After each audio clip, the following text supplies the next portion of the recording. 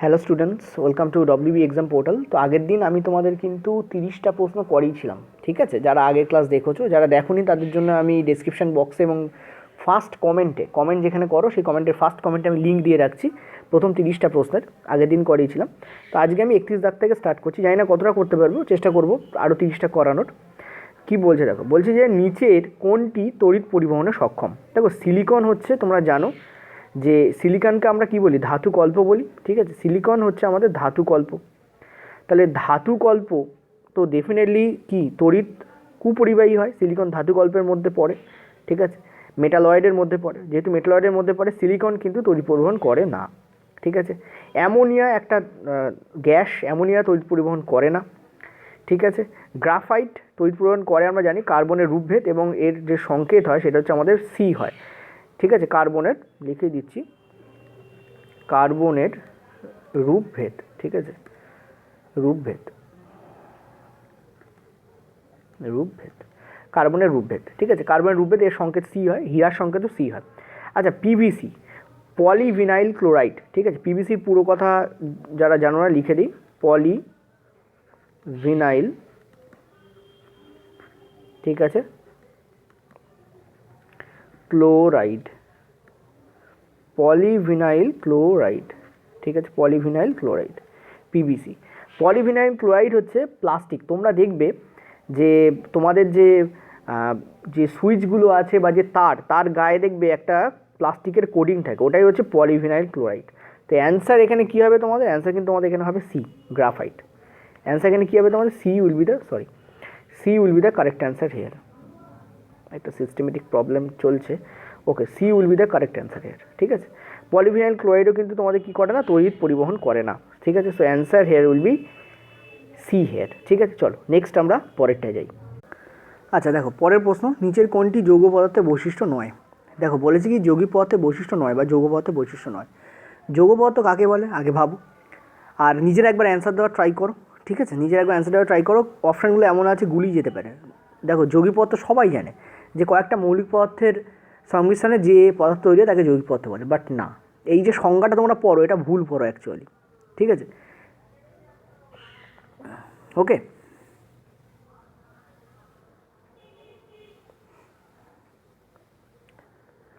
তো যৌগিক পদার্থ অ্যাকচুয়ালি কাকে বলে? দুই বা ততোধিক মৌলিক পদার্থের সংমিশ্রণে নির্দিষ্ট ভরের অনুপাতে রাসায়নিক বিক্রিয়ার মাধ্যমে যে পদার্থ উৎপন্ন হয়। তিনটে কথা আমি বলেছি, দুই বা ততোধিক মৌলিক পদার্থের সংমিশ্রণে, তার মানে ফার্স্ট অপশন ইজ কারেক্ট। এটা ইয়েস বলে লিখছি, যেগুলো কারেক্ট সেগুলো ইয়েস বলে লিখছি। মিশ্রণে থাকা মৌলিক পদার্থগুলি বিশুদ্ধ নাও হতে পারে। দেখো দুই বা ততোধিক মৌলিক পদার্থ যখন একসঙ্গে মিলিত হচ্ছে তখন মৌলিক পদার্থগুলো বিশুদ্ধ না অবিশুদ্ধ তাতে কী যায় আসে? বিশুদ্ধ মানে কি? শুধু সোনা। সাপোজ ধরো সোনার কথা বলছে, বিশুদ্ধ মানে কি? শুধুই সোনা থাকবে। দূষিত মানে কি? সোনার মধ্যে তামা ইনক্লুড আছে বা পিতল ইনক্লুড আছে, খার যাকে আমরা বলি, তাই না? সোনার গহনা অনেক মেয়েরা দেখছো, তারা জানো বিশেষ করে, ঠিক আছে? তো খার থাকে সোনার মধ্যে, মানে কি পিতল এবং তামা ব্রোঞ্জ অনেক সময় মেশানো থাকে। তাহলে দেখো ব্যাপারটা হচ্ছে, ধরো তামা মেশানো আছে সোনার মধ্যে, তাহলে সোনা একটা মৌলিক, তামাও একটা মৌলিক, দুটো মিশ্রিত থাকলো, এখানে তো মিশ্রণই হচ্ছে, তো বেটার হলো না, এতে কোনো অসুবিধা নেই। তো ইয়েস, এটাও ইয়েস, কোনো প্রবলেম নেই।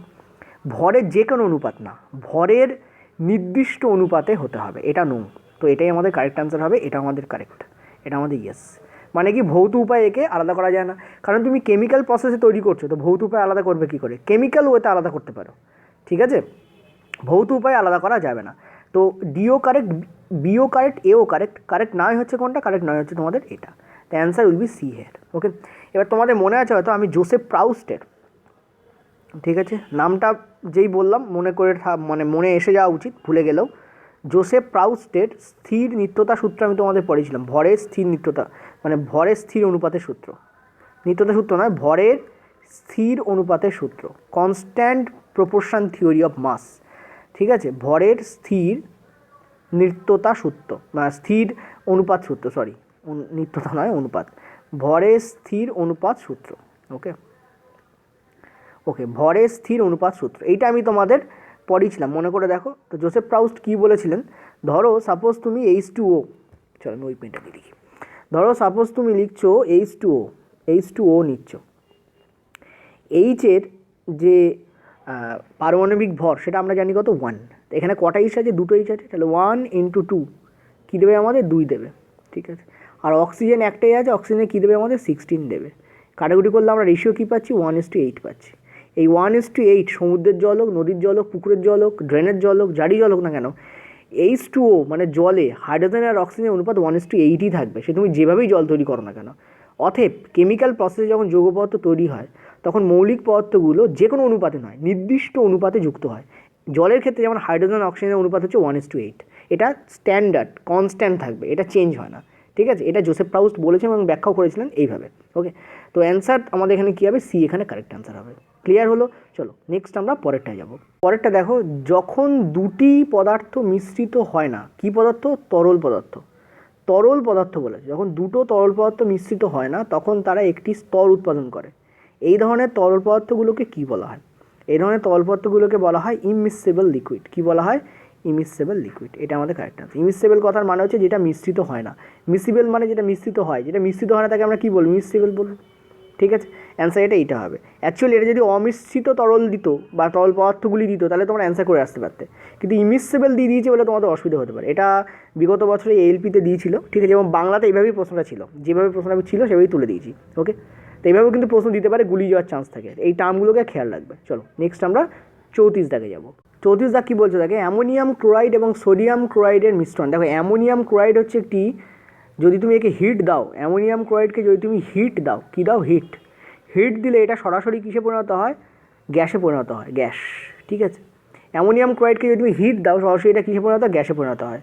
তো অ্যামোনিয়াম ক্লোরাইড এবং সোডিয়াম ক্লোরাইডের মিশ্রণে তুমি যদি হিট দাও তাহলে অ্যামোনিয়াম ক্লোরাইড গ্যাসে পরিণত হবে, পড়ে থাকবে কি? সোডিয়াম ক্লোরাইডটাই শুধু সলিড হিসেবে পড়ে থাকবে। ওকে, তো এই যে প্রসেস, একটাকে তুমি গ্যাসে পরিণত করলে, দেখো অ্যামোনিয়াম ক্লোরাইড কিন্তু অ্যাকচুয়ালি সলিড, সলিড থেকে ডিরেক্টলি লিকুইডে পরিণত না হয়ে এটা ডিরেক্টলি কী হচ্ছে? গ্যাসে পরিণত হচ্ছে, ঠিক আছে। সলিড থেকে ডিরেক্টলি গ্যাসে পরিণত হচ্ছে, এই পদ্ধতিকে বলা হয় সাবলিমেশন। কী বলা হয়? সাবলিমেশন। বাংলায় যাকে বলা হয় ঊর্ধ্বপাতন। তো এটা আমাদের কারেক্ট অ্যান্সার হবে। অর্থাৎ যে পদ্ধতিতে একে আলাদা করা হয় সেটাকে বলা হয় কি? সাবলিমেশন বা ঊর্ধ্বপাতন, ঠিক আছে। ক্লিয়ার হচ্ছে? দেখো খুব সুন্দর সুন্দর প্রশ্ন, এটাও লাস্ট ইয়ারে পড়া প্রশ্ন, গ্রুপ বিতেই পড়া প্রশ্ন দিয়ে দিয়েছি তোমাদের, ঠিক আছে। চলো নেক্সট আমরা পরেরটায় যাব। ভেরি ভেরি ইম্পর্টেন্ট প্রশ্ন, একটি বিশুদ্ধ লম্বা মটর গাছের জিনোটাইপ হলো, ঠিক আছে, খুব ইম্পর্টেন্ট প্রশ্ন। দেখো এখানে বলেছে বিশুদ্ধ লম্বা, লম্বা ইংরেজি কি? টল। যখন লম্বা বলা হয় তখন টলের বড় হাতের টিকে ইউজ করা হয় এবং দুবার ইউজ করা হয়। কবার ইউজ করা হয়? দুবার। তো অ্যান্সার আমাদের কোনটা হবে? বিশুদ্ধ লম্বা বললে এটা আমাদের অ্যান্সার হবে। এটা হচ্ছে ইমপিওর, মানে বিশুদ্ধ নয়, ঠিক আছে। এটা হচ্ছে কি? বিশুদ্ধ নয় এমন লম্বা, এটাও লম্বা, এটাও লম্বা বাট ইমপিওর, বিশুদ্ধ নয় এটা, এটাও লম্বা কিন্তু ইমপিওর, ঠিক আছে। এটা হচ্ছে পিওর লম্বা, এটা হচ্ছে কি? পিওর লম্বা মানে পিওর টল। আচ্ছা এটা কি? এটা হচ্ছে বিশুদ্ধ কিন্তু এটা খর্বকায় মানে খাঁটো, এটা হচ্ছে বিশুদ্ধ কিন্তু খর্বকায়, বাকি খাঁটো, ঠিক আছে। এটাও বিশুদ্ধ পিওর, এটাও বিশুদ্ধ বা পিওর, ঠিক আছে। আর এটা কি? এটাও বিশুদ্ধ নয়, কারণ ডবল টি আছে আবার ছোটো হাতের টিও রয়েছে, এটাও বিশুদ্ধ নয় কিন্তু লম্বা, ঠিক আছে। এটা বিশুদ্ধ নয় কিন্তু কি? কিন্তু হচ্ছে লম্বা, কিন্তু এটা ইমপিওর, ঠিক আছে। এটা হচ্ছে কি? ইমপিওর। ওকে, তো অ্যান্সার আমাদের কোনটা হবে? অ্যান্সার আমাদের এটা হবে। এটা আমি তোমাদের বংশগতির চ্যাপ্টারে যে 3টে ভিডিও আছে এবং লাস্ট 30 যে এমসিকিউ দিয়েছিলাম মনে করে দেখো, লাস্টে আমি তোমাদের 30-30টা করে 60টা এমসিকিউ করেছি পেড ক্লাসে, তাতে আমি তোমাদের করেছিলাম, ঠিক আছে। যারা পেড ক্লাস ছিলেন তারা জানো, কারণ বংশগতি বা টোটাল বায়োকে আমি খুব ভালো করে কভার করেছি পেড ক্লাসে। চাইলে জয়েন করতে পারো, একটু পরে তোমাদের আমি ওটা নিয়েও ডিটেলসে বলে দেবো, ঠিক আছে। চাইলে জয়েন করতে পারো, এখন রেট লো আছে, চাইলে জয়েন করতে পারো। বায়ো এবং ম্যাথ দুটো একসঙ্গে খুব লো রেটে দেওয়া আছে, অনলি বায়োও আছে, চাইলে সেটাও নিতে পারো, ঠিক আছে। চলো নেক্সট আমরা পরেরটা যাবো, কিন্তু এগুলো খুব ভালো করে করেছি যে কেন হয়, কী কারণে হয়, কাকে বলে জিনোটাইপ। দেখো জিনোটাইপ হচ্ছে জেনেটিক মেকআপ, মানে তোমাকে দেখতে লম্বা কিন্তু লম্বা এবং ফর্সা সাপোজ ধরো, আর আমাকে দেখতে ধরো বেটে এবং কালো সাপোজ ধরো, ঠিক আছে।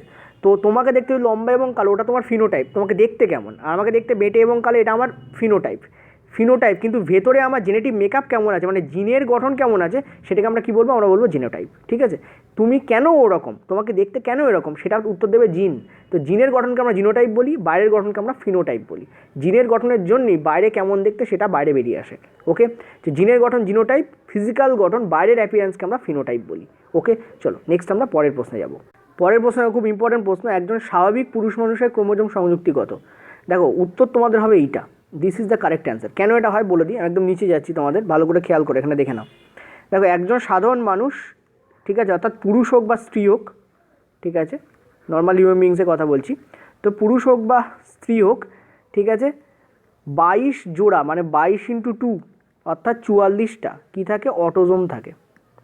কী থাকে তোমাদের, অটোজোম থাকে। ওকে, অটোজোম থাকে। ওকে, আর প্লাস মানে এর সাথে যদি পুরুষ হয় এটা থাকবেই থাকবে। এর সাথে কি হয়, যদি পুরুষ হয় তাহলে XY থাকে, আর যদি স্ত্রী হয় তাহলে XX থাকে। ঠিক আছে, পুরুষ হলে XY, স্ত্রী হলে XX। ঠিক আছে, এই 44 প্লাস অর্থাৎ টোটাল 46টা থাকে। মোট কটা থাকে, মোট থাকে 46টা। মোট থাকে কটা, 46টা। এখানে 44টা হলো, আর দেখো এই একটা X একটা Y দুটো, তো 44 + 2 পুরুষের ক্ষেত্রে হয়ে গেল 46টা, স্ত্রীর ক্ষেত্রে এই 44টা প্লাস XX। ঠিক আছে, তো এখানে পুরুষের ক্ষেত্রে জিজ্ঞেস করেছে, অ্যান্সার তোমাদের এটা হবে 44A + XY। এই A মানে পেয়ার। ঠিক আছে, 44 এইটা তোমাদের অ্যান্সার হয়। ঠিক আছে, চলো নেক্সট আমরা পরেরটায় যাব। ক্লিয়ার হয়েছে? চলো পরের কোশ্চেন্সে। আচ্ছা, পরের প্রশ্ন দেখো, বলছে নিচের কোনটি ক্রোমোজোমের গঠন একজন নালীজমি রোগীর ক্ষেত্রে? নালীজমি রোগী কাকে বলে? যাদের দুটো পেয়ার, টোটাল কটা আছে, টোটাল 22 জোড়া আছে, 22 জোড়া পেয়ারের থেকে দুটো পেয়ার মিসিং থাকে। ঠিক আছে, টোটাল যে অটোজোম আছে 22 জোড়া, ভালো করে মাথায় রাখো, আমি বলে দিই, দেখো ভালো করে। একজন নর্মাল সুস্থ মানুষের দেহে কজোড়া অটোজোম থাকে? অটোজোম থাকে 22 জোড়া। ঠিক আছে, তোমরা জানো 22 জোড়া অটোজোম। ঠিক আছে, ওকে, প্লাস কি থাকে, 1 পেয়ার, 22 জোড়া অটোজোম, আর কি থাকে 1 পেয়ার। ঠিক আছে, 1 পেয়ার সেক্স ক্রোমোজোম থাকে। ঠিক আছে, 1 পেয়ার সেক্স ক্রোমোজোম থাকে। ঠিক আছে, ক্রোমোজোম, CHRO, ক্রোমোজোম। ঠিক আছে, ক্রোমো বলে লিখে দিলাম। ঠিক আছে, 22 জোড়া অটোজোম আর 1 পেয়ার সেক্স ক্রোমোজোম থাকে। ঠিক আছে, এবার কি হয়, এই 22 জোড়া থেকে 1 জোড়া অটোজোম কম থাকে এই নালীজমি রোগীর ক্ষেত্রে। মানে 22 জোড়া মানে কত, 22 × 2 মাইনাস 2 জোড়া, 2 পেয়ার, 2 পেয়ারকে আমরা 2A বলে লিখি, প্লাস সেক্স ক্রোমোজোম থাকবে। যদি পুরুষ হয় সে তাহলে XY থাকবে, আর যদি মহিলা হয় তাহলে 22 × 2 মাইনাস 2A প্লাস আমাদের কি থাকবে, XX থাকবে। দেখো এই 1 পেয়ার, 1 পেয়ার মানে কি, দেখো এইটা একটা এটা একটা, দুটো, ওই জন্য 1 পেয়ার। পেয়ার মানে জোড়া, এটা একটা এটা একটা, দুটো, ওই জন্য 1 পেয়ার। তাহলে 22 জোড়া অটোজোম থেকে 2 জোড়া কম থাকবে, প্লাস XX থাকবে অথবা XY থাকবে। কোথায় আছে দেখো, সিতে আছে। তো এটাই আমাদের কারেক্ট অপশান, সি আমাদের এখানে কারেক্ট অপশান হবে। ঠিক আছে, আশা করি বুঝতে পারলে। বাকিগুলোতে দেখো 2 জোড়া যোগ করা আছে, যোগ তো হবে না, মাইনাস হবে, ওই জন্য এটা তো ফার্স্ট, এই দুটো তো ফার্স্টই কেটে গেল। ঠিক আছে, এটা আগেই কাটতে পারো, কারণ এখানে 3 আছে, ইন্টু 3 তো হবে না, কারণ 22 জোড়া মানে 2 ইন্টু হবে, তো বি তো আগেই কেটে যাবে। ডি হবে না, কারণ এক্স বলে কোনো জিনিস হয় না, হয় XX হবে অথবা XY হবে, এটাও আমাদের কেটে যাবে। অ্যান্সার কোনটা হবে, সি আমাদের কারেক্ট অ্যান্সার হবে। ঠিক আছে, চলো নেক্সট আমরা পরেরটায় যাব। আচ্ছা দেখো, পরের প্রশ্ন, ক্রোমোজোমের ওপর জিনের অবস্থান বিন্দুকে কি বলে? যারা উত্তর জানতে চাইছো, অ্যান্সার হবে তোমাদের লোকাস। কীভাবে মনে রাখতে পারো সেটা বলে দিচ্ছি, লোকেশন। ঠিক আছে, কী হবে তোমাদের, লোকেশন। লোকেশন বলতে তোমরা কী বোঝো, অবস্থান বোঝো না? ঠিক আছে, তো এভাবে মনে রাখতে পারো, লোকেশন বা অবস্থান জিনের অবস্থানকে বোঝায়। ওকে, ক্লিয়ার? তো যারা এখানেই শেষ করতে চাইছে তাদের জন্য হয়ে গেল, তো যারা চাইলে চলে যেতে পারো। আর যারা জানতে চাইছে বাকিগুলোর জন্য তারা ওয়েট করে। দেখো ফ্যাক্টর কী কী হয়, তুমি যদি আমেরিকায় যাও তুমি কী দেখতে পাবে, যে ফসা ফসা লোক দেখতে পাবে, অর্থাৎ তাপমাত্রা ইম্পর্টেন্ট। কিন্তু তুমি যদি মিশরে যাও বা ইন্ডিয়াতে আসো, ঠিক আছে, বা থাকো, যেহেতু তুমি থাকো জানো যে অ্যাভারেজে আমাদের এখানে ব্রাউন এবং কালো লোক দেখা যায় বেশি। ঠিক আছে, তো temperature is very important factor. আর একটা ফ্যাক্টর যেটা, সেটা হচ্ছে ল্যাক অফ ফুড বা স্ক্যারসিটি অফ ফুড, মানে খাদ্যের অভাব। ঠিক আছে, খাদ্যের অভাব ভেরি ইম্পর্টেন্ট, খাদ্যের অভাবের জন্য ভ্যারিয়েশন তৈরি হয়। তো খাদ্যের অভাব খুব ইম্পর্টেন্ট। ঠিক আছে, এই দুটো হচ্ছে খুব ইম্পর্টেন্ট ফ্যাক্টর বলতে পারো, আরও অনেক ফ্যাক্টর আছে, এই দুটো হচ্ছে অন্যতম। আচ্ছা, ট্রেইট কি? দেখো তুমি যেমন ধরো সাপোজ, ট্রেইটকে আমি ভাগ করি, ধরো সাপোজ নাকের আকৃতি। ঠিক আছে, নাকের আকৃতি একটা ট্রেইট, নাকের আকৃতি। কারো নাক হয় টিকালো, কারো নাক হয় খর্বকায়। ঠিক আছে, খেঁদা বা বোঁচা বলতে পারো। ঠিক আছে, আচ্ছা আমি এটা একটা গেল। আচ্ছা, 2 নম্বর জিনিস কি, ডোন্ট মাইন্ড মাই স্মাইলিং। ওকে, আচ্ছা নাকের আকৃতি। 2 নম্বর জিনিস কি, 2 নম্বর জিনিস হচ্ছে চুলের কালার। ঠিক আছে, চুলের রং। ওকে, আমাদের অ্যাভারেজ ইন্ডিয়ানদের ক্ষেত্রে কালো হয়, আমেরিকায় গেলে তুমি ব্রাউনও পাবে। ঠিক আছে, আচ্ছা নেক্সট হচ্ছে তোমার কি, নেক্সট হচ্ছে তোমার যেমন ধরো গায়ের রং। ঠিক আছে, দেহ কালার, দেহ রং, গায়ের রং, গায়ের রং। ওকে, গায়ের রং। নেক্সট কি, যেমন ধরো আরও কি বলা যায়, নাকের আকৃতি, হ্যাঁ চোখের কালার, ঠিক আছে, চোখের কালার, চোখেরও রং হয়, ঠিক আছে, চোখেরও রং হয়, চোখের রং। ওকে, অ্যাভারেজে আমরা ব্রাউন বা সাদা পাই, অনেক সময় নীল চোখও দেখতে পাওয়া যায়। ঠিক আছে, এগুলো হচ্ছে তোমাদের ট্রেইট, এগুলো কি তোমাদের ট্রেইট। এবার দেখো একটা জিনিস ভালো করে বোঝো, তার মানে ট্রেইট বলতে আমরা কী বুঝি, নাকের আকৃতি এটা হচ্ছে একটা ট্রেইট, ট্রেইট মানে বৈশিষ্ট্য, দেহের বৈশিষ্ট্য কী আছে, নাকের আকৃতি এটা ট্রেইট, চুলের রং এটা ট্রেইট, গায়ের রং এটা ট্রেইট, চোখের রং এটা ট্রেইট, আরও আছে, ঠিক আছে। এবার তুমি বলো অ্যালিল কারা কারা, এগুলো ট্রেইট গেল।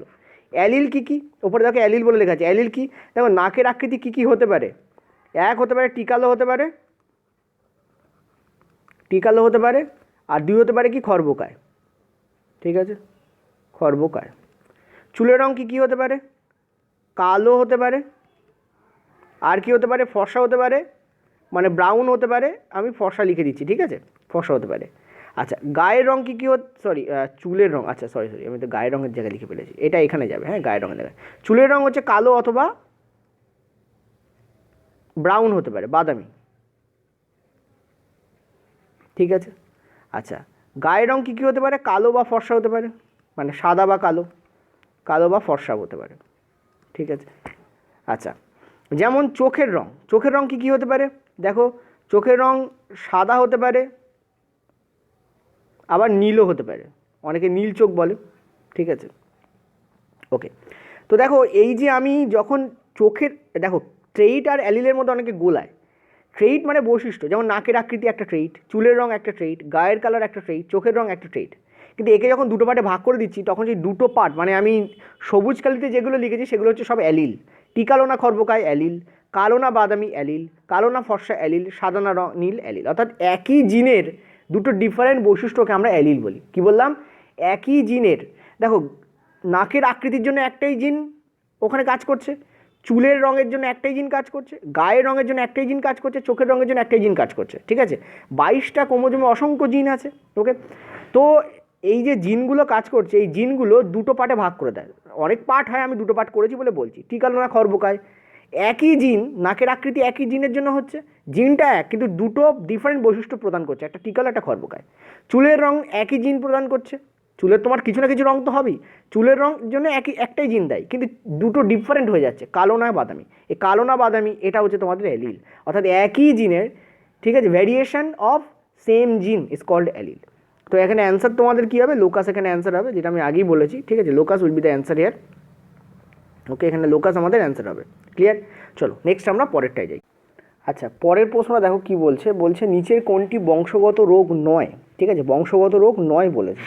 থ্যালাসেমিয়া, হিমোফিলিয়া এবং বর্ণান্ধতা কিন্তু বংশগত রোগ, ঠিক আছে। তো অ্যান্সার হেয়ার উইল বি ছানি, ঠিক আছে, এটাকে বাংলায় ক্যাটারাক্ট এভাবেও দিতে পারে, ঠিক আছে, ক্যাটারাক্ট মাথায় রেখো, ঠিক আছে। অ্যান্সার তোমাদের কী হবে, ডি আমাদের এখানে কারেক্ট অ্যান্সার হবে। আচ্ছা একটু আগে আমি যে সমস্ত জিনিসগুলো আলোচনা করলাম সেটা তোমরা আমাদের পেড ক্লাসে পেয়ে যাবে, বায়োলজি পেড ক্লাস যদি জয়েন করতে হয় জাস্ট আমাদের হোয়াটসঅ্যাপ করো, লেখো পেড ক্লাস এবং হোয়াটসঅ্যাপ করে দাও 8670838797 এই নাম্বারে, ঠিক আছে। এই নাম্বারে পেড ক্লাস বলে জাস্ট হোয়াটসঅ্যাপ করো, তোমরা বায়োলজি এবং ম্যাথ এবং বায়োলজি দুটোর যে ডিটেলস সেটা তোমরা পেয়ে যাবে। অ্যাকচুয়ালি ম্যাথ ক্লাসের মধ্যে এখন বায়োলজিটাকে ইনক্লুড করে দেওয়া হয়েছে, ঠিক আছে, এবং রেটটা একটু কমানো হয়েছে, এরপর কিন্তু রেট আবার বেড়ে যাবে। তো ম্যাথ ক্লাসের সঙ্গে বায়োটাকে ইনক্লুড করা হয়েছে, সো ম্যাথের দাম কমেনি, ম্যাথ ক্লাস কোর্সের দাম সেমই আছে, শুধু বায়োটাকে ইনক্লুড করে দেওয়া আছে। আর তোমরা যদি শুধু বায়োলজি নিতে চাও তাও আছে, ঠিক আছে। তো যাই হোক তোমরা পেড কোর্স বলে যা ইন্টারেস্টেড তারা করতে পারো। অলরেডি 4800 অর্থাৎ 4800 স্টুডেন্ট ওই কোর্সে ইনক্লুড আছেন, ঠিক আছে। চলো নেক্সট আমরা 40 দাগে যাব। আচ্ছা হোমো স্যাপিয়েন্স বিজ্ঞানসম্মত নামটির গণ কোনটি, এলপিতে পড়া প্রশ্ন, ভীষণ ইম্পর্ট্যান্ট। দেখো যে কোনো বিজ্ঞানসম্মত নামে দুটো পার্ট থাকে, যেমন ধরো হোমোস্যাপিয়েন্স এখানে দেওয়াই আছে হোমোস্যাপিয়েন্স, ঠিক আছে।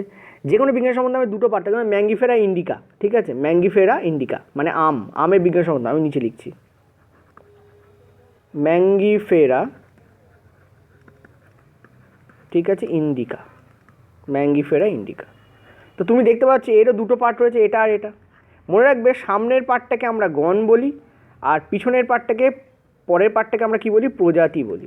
গণ ইংরাজি হচ্ছে জেনাস, যেটা দেওয়াই আছে ওপরে, আর প্রজাতি ইংরেজি হচ্ছে স্পিসিস, কী হবে, ইংরাজি হচ্ছে স্পিসিস হয়। ঠিক আছে, তাহলে অ্যান্সার এখানে কোনটা হবে বলো? এখানে হোমো হচ্ছে তোমাদের গণ, এই যে হোমো, হোমো হচ্ছে তোমাদের গণ, আর সাপিয়েন্স হচ্ছে তোমাদের প্রজাতি। ঠিক আছে, তো এর অ্যান্সার উইল বি, তোমাদের কী চেয়েছে? গণ চেয়েছে, তো হোমো। ঠিক আছে, এটা আমাদের অ্যান্সার হবে। এটা ইম্পর্ট্যান্ট, এলপিতে পড়েছে এবং এবারেও কিন্তু এনটিপিসিতে বিজ্ঞানসম্মত নাম কিছু পড়েছে। ঠিক আছে, যদিও বিজ্ঞানসম্মত নাম নিয়ে আমি পেড ক্লাসে কোনো ভিডিও দেইনি, তবে তোমরা মনে আছে হয়তো অ্যানিম্যাল কিংডমে আমি কিন্তু তোমাদের অ্যানিম্যাল কিংডমের লাস্ট যে পার্ট, সেই পার্টে তোমাদের মনে আছে হয়তো সাপ এবং অন্যান্য কিছু বিজ্ঞানসম্মত নাম দিয়ে একটা ডিরেক্ট ভিডিও দিয়েছিলাম, মানে ভিডিও লাস্টে অনেকটা বিজ্ঞানসম্মত নাম ছিল, ওগুলো মুখস্থ করে যেও, ওগুলোর থেকেও কিন্তু আসতে পারে। ঠিক আছে, চলো নেক্সট আমরা অ্যাকচুয়ালিস দাগে যাবো। আচ্ছা, এই প্রশ্নটা করার আগে আমি তোমাদের একটা লিস্ট করে দিই। ঠিক আছে, মনে রাখবে যে একদম বেজে থাকে প্রজাতি। ঠিক আছে, একদম বেজে কি থাকে আমাদের? প্রজাতি। ঠিক আছে, প্রজাতি। ওকে, ঠিক তার ওপরে থাকে যেটা, সেটাকে বলা হয় গণ। ঠিক তার ওপরে যেটা থাকে সেটাকে আমরা কি বলি? গণ বলি। ঠিক আছে, তার ঠিক ওপরে তোমাদের থাকে পরিবার বা ফ্যামিলি। ঠিক আছে, দেখি ধরে কিনা এর মধ্যে, হ্যাঁ ধরে যাবে, পরিবার বা ফ্যামিলি, এভাবে ভাগ করা হয়। ঠিক আছে, পরিবার বা ফ্যামিলি, পরিবার বা ফ্যামিলি। ঠিক আছে, আচ্ছা, তার ঠিক ওপরে কী থাকে? অর্ডার, যাকে আমরা বাংলায় বলি ক্রম। ঠিক আছে, করফলা ম, ক্রম বলি, বাংলায় আমরা কী বলি? ক্রম বলি। এর ঠিক নিচে, মানে ক্রমের ঠিক উপরে, ঠিক আছে, অর্থাৎ ক্রম কার নিচে থাকে? শ্রেণী বা ক্লাসের উপরে থাকে ক্রম। ঠিক আছে, শ্রেণী। আচ্ছা, এই শ্রেণীর ওপরে, একদম ঠিক শ্রেণীর ঠিক ওপরে যেটা থাকে সেটাকে আমরা বলি ফাইলাম বা পর্ব। কি বলি আমরা? ফাইলাম বা পর্ব। ঠিক আছে, কী থাকে আমাদের? ফাইলাম বা পর্ব। ওকে, এর ওপরেও থাকে, এর উপরে থাকে তোমাদের কিংডম, তার উপরে থাকে ডোমেইন, তার উপরে থাকে লাইফ। বাট এইটুকু দিয়েই প্রশ্ন পড়ে তোমাদের এখানে। প্রশ্ন পড়েছে জীবের শ্রেণীবিন্যাসের প্রাথমিক একক কি? আমরা একদম নিচে বা বেজ বা একদম নিচে আমরা কোনটাকে দেখছি? প্রজাতিকে দেখছি, তো অ্যান্সার এখানে হবে তোমাদের ডি। ঠিক আছে, এই পুরো পার্টটা মনে রাখবে। এই যদি ইংরেজিগুলো জানতে চাও তাও আমি লিখে দিচ্ছি, কারণ বলা যায় না, সময় লাগতে পারে। এটা হচ্ছে তোমাদের ফাইলাম, দেখি দিকে জায়গা আছে কি? ইয়েস, ফাইলাম। এখানে এটা হচ্ছে তোমাদের ফাইলাম। ঠিক আছে, ফাইলাম। ওকে, ফাইলাম। এটা হচ্ছে আমাদের ক্লাস, এটা হচ্ছে তোমাদের অর্ডার। ঠিক আছে, এটা হচ্ছে কি? তোমাদের অর্ডার। ওকে, আচ্ছা, এটা হচ্ছে তোমাদের ফ্যামিলি। ঠিক আছে, এটা হচ্ছে তোমাদের ফ্যামিলি। আচ্ছা, এটা হচ্ছে তোমাদের গণ। গণ বলতে আমরা জেনাস, একটু আগে লিখে দিয়েছিলাম। ঠিক আছে, আর প্রজাতি ইংরাজি হচ্ছে স্পিসিস। ঠিক আছে, ইংরাজি হচ্ছে পিসিস। ঠিক আছে, আশা করি বুঝতে পারলে। চলো নেক্সট আমরা পরেরটা যাব। আচ্ছা, কি বলছে দেখো, একটি বস্তু এক্সকে, এটা খুবই ভালো প্রশ্ন এবং এটা এলপিতে পড়া প্রশ্ন। একটি বস্তু এক্সকে ওপর দিকে ছোড়া হলো 98 মিটার পার সেকেন্ড গতিবেগে এবং তার 4 সেকেন্ড পরেও অপর একটি বস্তু ওয়াইকে ছোড়া হলো ওই একই গতিবেগে। কতক্ষণ পরে দুটি বস্তু একে অপরের সাথে মিলিত হবে? ঠিক আছে, ভেরি ভেরি ইম্পর্ট্যান্ট কোশ্চেন্স। ঠিক আছে, ভীষণ ইম্পর্ট্যান্ট প্রশ্ন। তো দেখো, এখানে তোমাদের বলছে যে একটি বস্তু এক্সকে ছোড়া হচ্ছে 98 মিটার পার সেকেন্ড গতিবেগে এবং ধরো এক্স এখানে আছে, এক্সকে ছোড়া হলো এবং 98 মিটার পার সেকেন্ড গতিবেগে ছোড়া হচ্ছে। ঠিক আছে, অপর একটা বস্তু ওয়াইকে ছোড়া হচ্ছে, তাকেও ছোড়া হচ্ছে 98 মিটার পার সেকেন্ড গতিবেগে। ঠিক আছে, 8 মিটার পার সেকেন্ড গতিবেগে, এবং এটা গিয়ে আর এটা গিয়ে এক জায়গায় মিলিত হচ্ছে। তার মানে এই যে সাপোজ ধরো এই যে হাইটটা, এই হাইটটা তো তোমাদের সেমই না? এই যে হাইটটা, এই যে হাইটটা, এই হাইটটা তো তোমাদের সেম, কারণ মাটি তো এই একটা জায়গাতেই আছে, দুজনেই সেম মাটির উপর ছিল। ঠিক আছে, ওইটাকে একটু উঁচুর দিকে উঠে গেছে, দুজনেই সেম ধরো মাটির উপর ছিল, তাহলে এই হাইটটা তো আমাদের সেম না?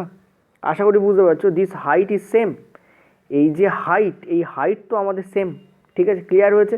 তো এই হাইট যখন সেম, এই যে হাইট, এই হাইট যখন সেম, তার মানে এও সেম হাইট গেছে, এও সেম হাইট গেছে। যখন কোনো বস্তু উপর দিকে ওঠে তখন হাইটের ফর্মুলা কী হয়? সবাই জানো যে হাইট ইকুয়াল টু আমাদের কী হয়?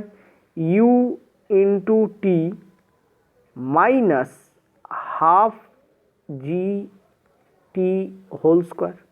এইটা আমাদের হাইটটা হয় না?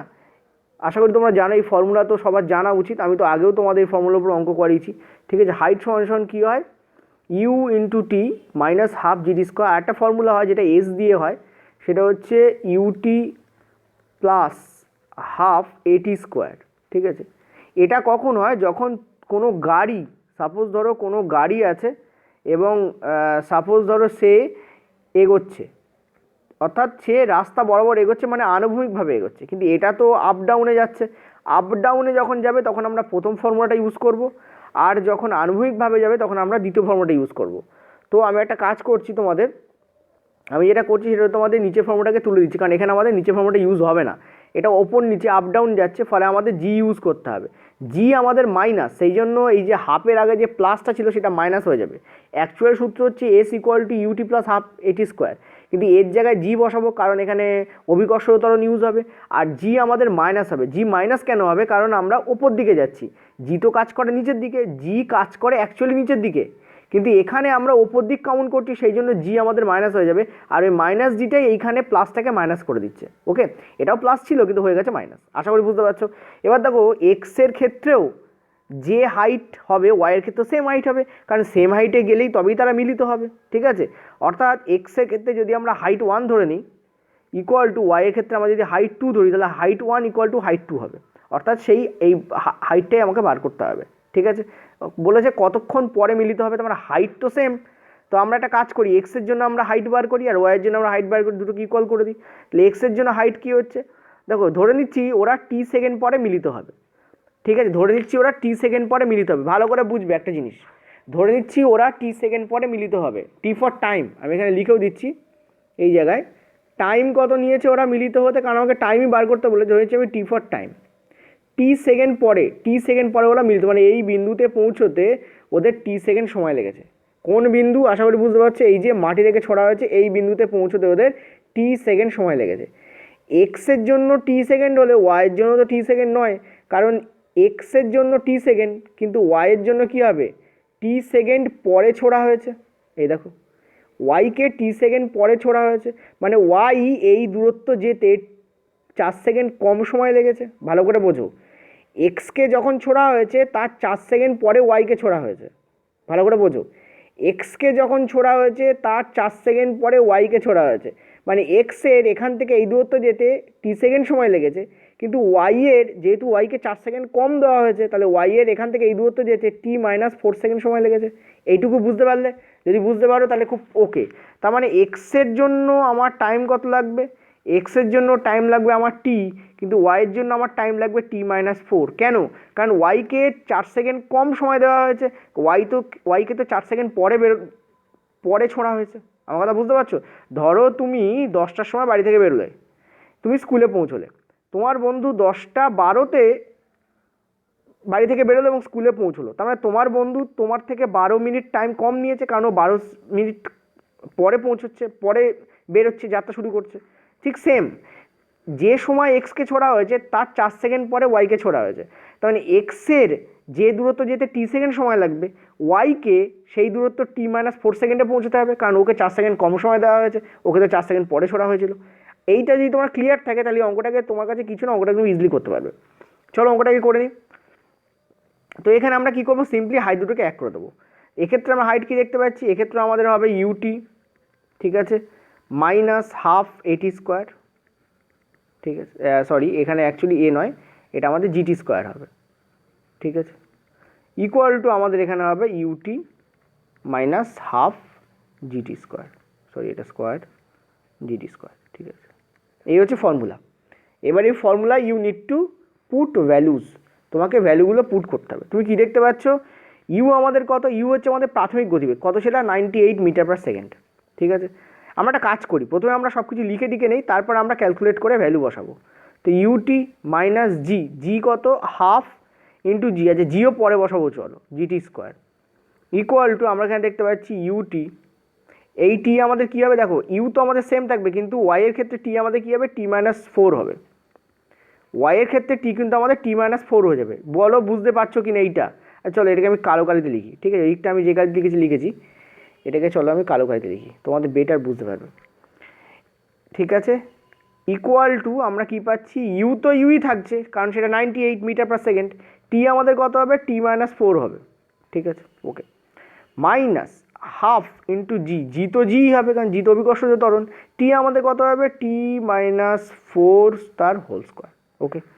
এবার এখান থেকে আমরা কি দেখতে পাচ্ছি, এটা আমাদের সূত্র আসছে, তো u t minus half g t square equal to, এখানে তোমাদের চলে আসছে দেখো ইউটি মাইনাস 4u, এই আমাদের আসছে, দুটোকে ইন্টু করছো, মাইনাস এখানে দেখো হাফ, দেখো এটা হচ্ছে a মাইনাস বি তার হোল স্কোয়ারের ফর্মুলা, টি মাইনাস 4 মানে কত, a মাইনাস বি তার হোল স্কোয়ার মানে কত হবে টি স্কোয়ার, তার মানে হাফ জিটি স্কোয়ার হয়ে যাবে, কারণ জি ইন্টু হচ্ছে, প্লাস দেখো ভালো করে বোঝো, অনেকেরই অসুবিধা হচ্ছে আমি জানি, এ মাইনাস বি তার হোল স্কোয়ারের ফর্মুলাতে কী হয়, এ মাইনাস বি তার হোল স্কোয়ারের ফর্মুলাতে কী হয়, কী হয় a square minus 2ab plus b square, ঠিক আছে, এই তো আমাদের হয়। এখানে এ মানে হচ্ছে আমাদের, ভালো করে দেখো, এখানে এ মানে হচ্ছে আমাদের টি আর বি মানে হচ্ছে আমাদের 4, ঠিক আছে, এ মানে হচ্ছে আমাদের টি আর বি মানে কত আমাদের 4, তাহলে এবার এই ফর্মুলা ইউজ করো, টি এ স্কোয়ার মানে কত টি স্কোয়ার, সেই টি স্কোয়ার হাফ জিটির সঙ্গে গুণ হয়ে কত যাবে, হাফ জিটি স্কোয়ার হয়ে যাবে, আশা করি বুঝতে পারছো। আর 2ab মানে কত, 2 ইন্টু টি ইন্টু 4, মাঝখানে মাইনাস আছে মানে 4 দুগুণ 8t, এখানে আমাদের কী হবে 8t হবে, ওকে, এখানে আমাদের কী হবে 8t হবে, ঠিক আছে, আমার হাত লাগে একটু ছোটো হয়ে গেছে, ডোন্ট মাইন্ড, 8t হবে, প্লাস তোমাদের কী হবে মাইনাস, এখানে মাইনাস ছিল তাহলে প্লাসটা মাইনাস হয়ে যাবে, মাইনাস তোমাদের কী হবে, আচ্ছা 8t, আর তলায় এখানে দেখো দেখো ভালো করে 8t হলো, এই 8t এর সঙ্গে হাফ জিটি গুণ হচ্ছে, মানে এখানে কি করে দিচ্ছে এটাকে 4gt করে দিচ্ছে, আশা করি বুঝতে পারছো, এটা আমার কী হয়ে যাবে তাহলে 4gt, ঠিক আছে 4gt হয়ে যাবে, ঠিক আছে। তারপরে আমার দেখো মাইনাস এটা হয়ে যাবে, কারণ এটা প্লাস আসবে, কিন্তু প্লাস আর বাইরের মাইনাস মাইনাস করে দেবে, তো মাইনাস এটাকে কি করবে তোমাদের 2g, হ্যাঁ কী করবে তোমাদের 2g করে দেবে, sorry 8g, not 2g 8g, ঠিক আছে 8g, কারণ 16 হবে এবং সেটা তোমাকে কী করে দেবে 8g করে দেবে, বলো এটা বুঝলে কিনা। আচ্ছা এবার দেখো কী কী কাটছে, দেখতে পাচ্ছ এটা আর তোমাদের এটা কেটে যাচ্ছে, সিমিলারলি এটা আর দেখো তোমাদের এটা কেটে যাচ্ছে, ফুল ওকে কাট আউট, তার মানে থাকছে কি 4u, চলো এবার আমি তোমাদের এই পাশে লিখে দিচ্ছি, ঠিক আছে, এটাকে আমি কী করছি এদিকে লিখছি, একটু বড় করে লিখছি, ঠিক আছে, অন্য একটা পেনে লিখলে বড় হয়।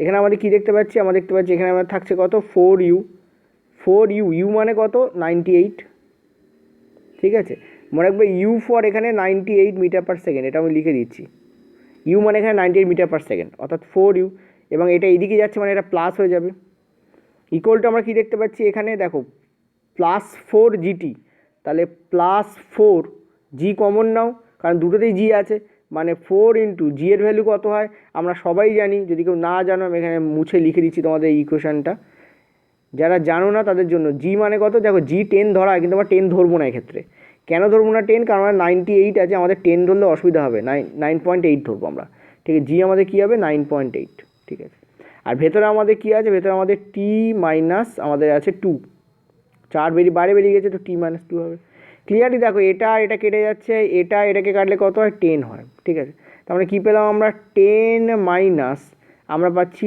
টি মাইনাস 2, তাহলে কত হচ্ছে এদিকে গেলে 12 হচ্ছে, তো টি এর ভ্যালু আমাদের কী হবে 12, অ্যান্সার আমাদের কী হবে সি, আমাদের এখানে কারেক্ট অ্যান্সার, এটা আমাদের কারেক্ট অ্যান্সার হবে, বলো বুঝলে কিনা। ক্লিয়ার হলো, দেখো এখানে ক্যালকুলেশনটা একটু জটিল ছিল, আমি জন্য একটু আস্তে আস্তে করেছি, যাতে তোমাদেরও বুঝতে সুবিধা হয়, আমি যে ঝটপট করে করতেই পারতাম, বাট তোমাদের বোঝানোর জন্য আস্তে করেছি, ঠিক আছে। পরের প্রশ্ন দেখো, খুব ইম্পর্টেন্ট প্রশ্ন, বলছে স্থির বল ক্রিয়া করায় 5 কেজি বস্তুর গতিবেগ 10 সেকেন্ডে 5 মিটার পার সেকেন্ড থেকে 10 মিটার পার সেকেন্ড হলে ওই বলটির পরিমাণ কত, যে বলটা ক্রিয়া করার ফলে এটা হয়েছে সেটার পরিমাণ কত, ঠিক আছে। প্রথম কথা আমাদের দুটো সূত্র কাজে লাগবে, এটা সমান v equal to u plus a t, এটা কাজে লাগবে, দুই হচ্ছে এফ ইকুয়াল টু মানে force equal to mass into acceleration মানে ত্বরণ, এটা আমাদের কাজে লাগবে, এই দুটো সূত্র আমাদের কাজে লাগবে। তো ভি মানে কত, ভি আমাদের হচ্ছে 10 মিটার পার সেকেন্ড, ঠিক আছে। ইউ আমাদের কত, আমরা দেখতে পাচ্ছি 5 মিটার পার সেকেন্ড, ভি মানে হচ্ছে অন্তিম বেগ, ইউ মানে হচ্ছে ভি মানে অন্তিম বেগ, ইউ মানে হচ্ছে প্রাথমিক বেগ, ঠিক আছে। আচ্ছা চলো এই দুটো দিয়ে আমরা বার করি, আর টি মানে আমাদের কত 10 সেকেন্ড, টি ফর আমাদের 10 সেকেন্ড, এই হচ্ছে আমাদের টাইম। তা আমরা জানি যে এই যে ফর্মুলা তাতে অ্যাপ্লাই করলে আমরা কী পাচ্ছি 10 ইকুয়াল টু আমরা কী পাচ্ছি ইউ মানে কত 5 ইন্টু 5 প্লাস আমাদের এ আমরা জানি না, বার করতে হবে, টি আমাদের 10, টি আমাদের কত 10, এখান থেকে আমরা কি দেখতে পাচ্ছি যে এটা যদি এদিকে যায় তাহলে এখানে হচ্ছে 5, আর এটা এদিকে হলে আমাদের হচ্ছে 5/10 ইকুয়াল টু আমাদের এ, মানে এর ভ্যালু আমাদের আসছে কত 0.5 মিটার পার সেকেন্ড স্কোয়ার আসছে। এটা গেল আমাদের ফার্স্ট ধাপ, ঠিক আছে। সেকেন্ড ধাপে আমরা কি করব, আমরা ক্লিয়ারলি দেখতে পাচ্ছি এই ফর্মুলা আমাদের অ্যাপ্লাই করতে হবে, দিস ফর্মুলা। এই ফর্মুলা অনুযায়ী আমাদের ফোর্স বেরোবে, ফোর্স ইকুয়াল টু কত এম, এম মানে মাস, মাস কত এখানে বলেছে 5 kg, m for mass, m কত আমাদের 5 কেজি, তো 5 কেজি ইন্টু এ কত আমাদের 0.5, কত বেরোচ্ছে আমাদের 2.5, 2.5 kg, kg into metre per second square, kg into metre per second square করলে আমরা নিউটন পাই, তো বলটা 2.5 নিউটনে বেরোবে। কোথায় অ্যান্সার আছে, this one is the correct option, অর্থাৎ বি আমাদের কারেক্ট অপশন। অর্থাৎ দুটো ফর্মুলা এখানে আমরা ইউজ করলাম, ঠিক আছে। এগুলো কিন্তু সামনে পরীক্ষা, so you need to lipstick, you need to make it lipstick, ঠিক আছে, you need to make it lipstick. Lipstick শব্দের অর্থ হচ্ছে যেটা ঠোঁটে লেগে থাকে, স্টিক মানে লেগে থাকা, লিপ মানে লিপে, আশা করি বুঝতে পারছো, ঠিক আছে। ওই জন্যই ওই পদার্থটা নাম হয়েছে lipstick, because it sticks on lips. Okay, চলো নেক্সট আমরা পরেরটায় যাব।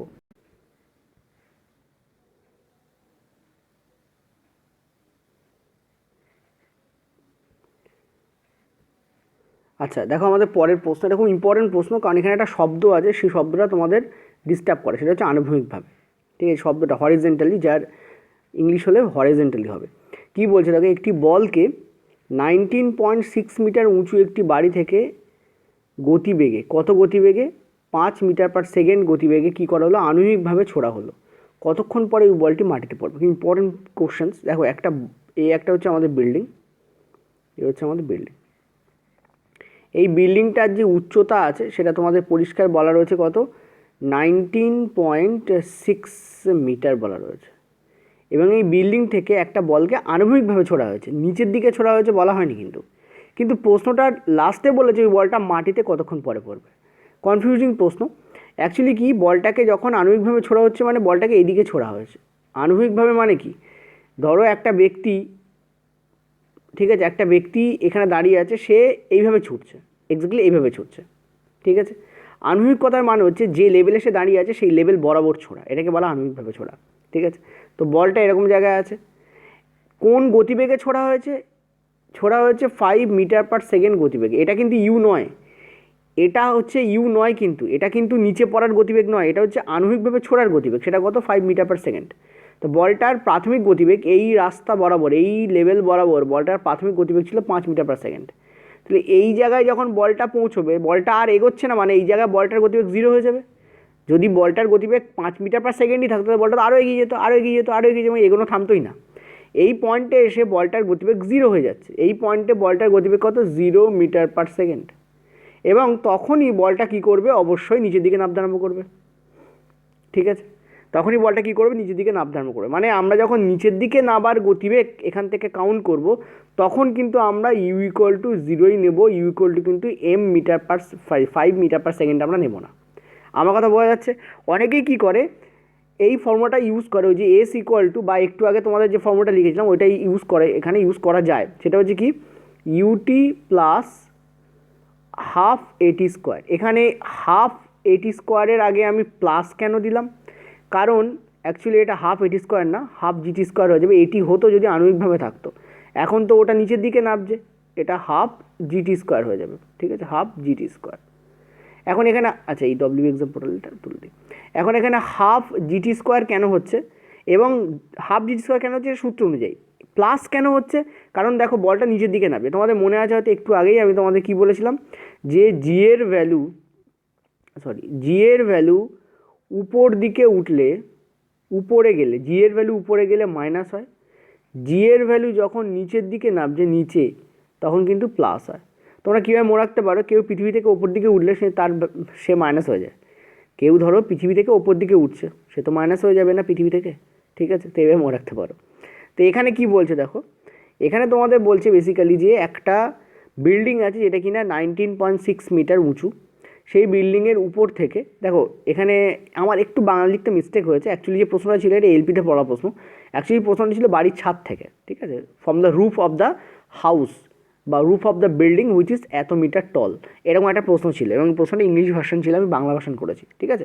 তো এখানে বলা উচিত ছিল বাড়িটার ছাদ থেকে, তোমরা এটা ধরে নিও বাড়ির ছাদ থেকে, ঠিক আছে, আমি লিখেও দিচ্ছি বাড়ির ছাদ, ঠিক আছে, ধরে নিও বাড়ির ছাদ থেকে কী করা হয়েছে 5 মিটার পার সেকেন্ড গতিবেগে আনুভূমিকভাবে ছোঁড়া হলো, অর্থাৎ এইভাবে ছোঁড়া হয়েছে এবং এই পয়েন্টে এসে বলটা নিচের দিকে নামছে, মানে বলটা এগোচ্ছে না, মানে এই পয়েন্টে এসে বলের গতিবেগ 0 মিটার পার সেকেন্ড হয়ে গেছে, কিন্তু ছোঁড়া হয়েছিল 5 মিটার পার সেকেন্ডে, এইভাবে নিচের দিকে নয়, এইভাবে, এবং তখন বলটার গতিবেগ কত হয়ে গেছে 0 মিটার পার সেকেন্ড, তারপরেই বলটা নিচের দিকে নামবে, কারণ আরও যেতে পারবে না, সো নিচের দিকে নামবে সোজা।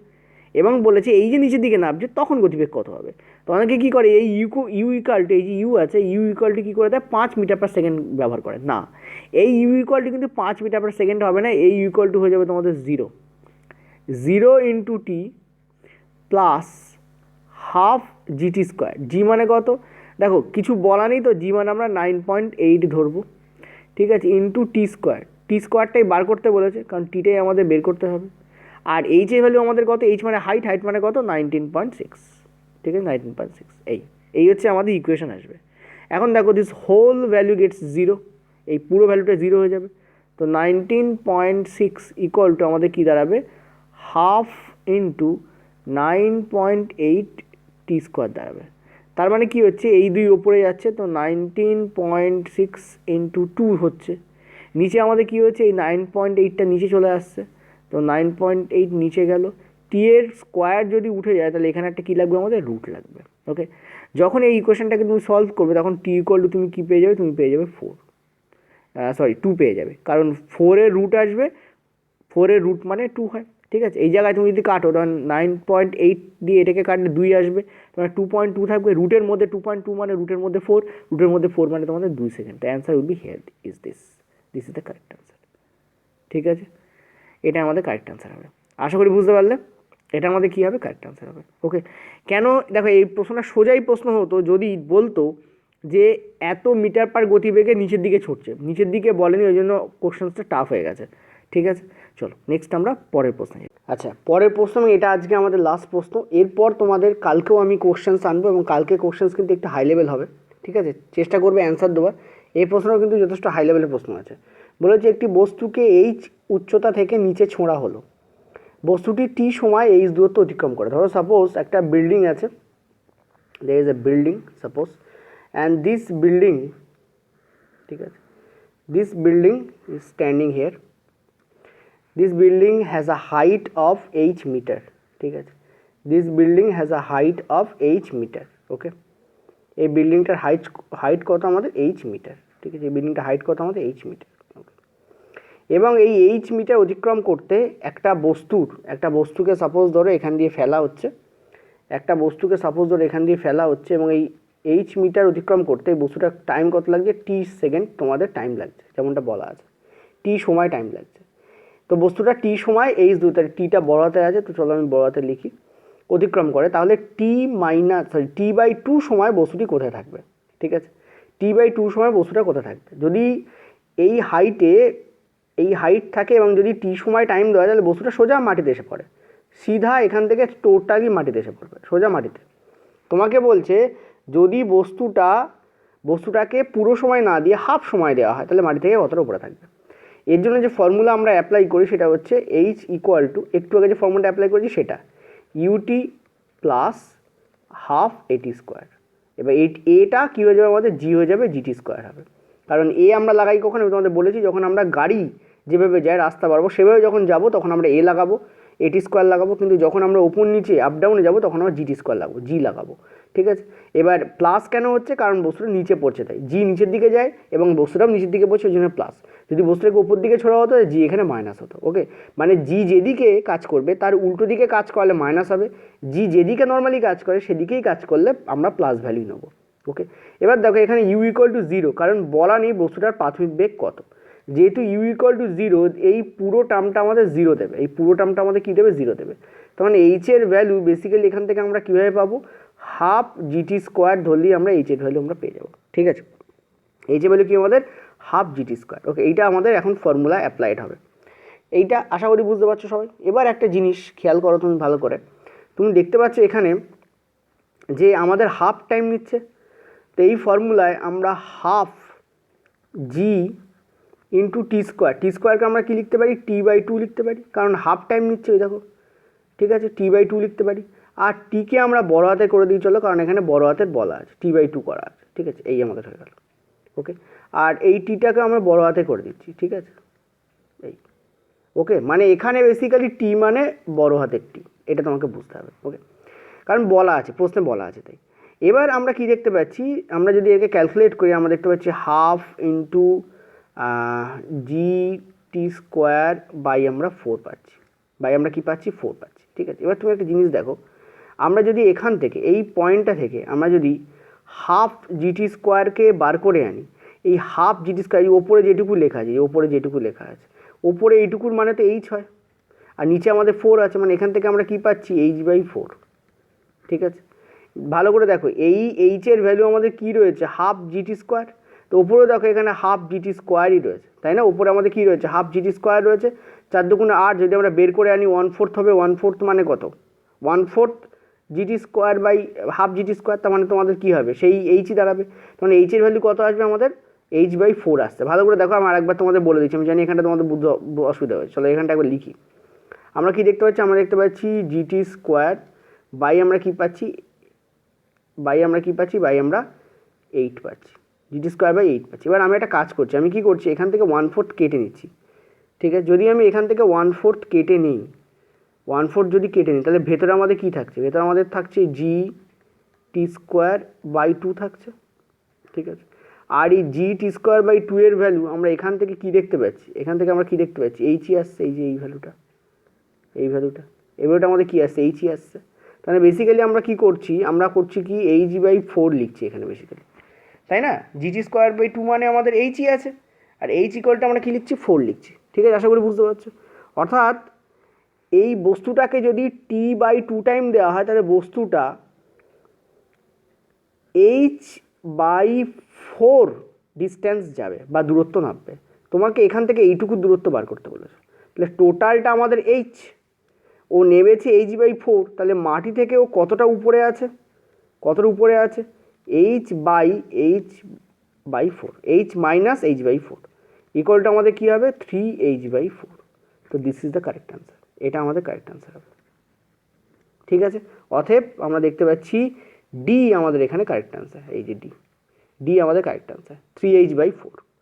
খবরদার জন্য H/4 অ্যান্সার করবে না, দেখো বি দাগে H/4ও আছে কিন্তু অপশানে, কিন্তু দেখেছো কেমন গুলিয়ে দেওয়া রয়েছে।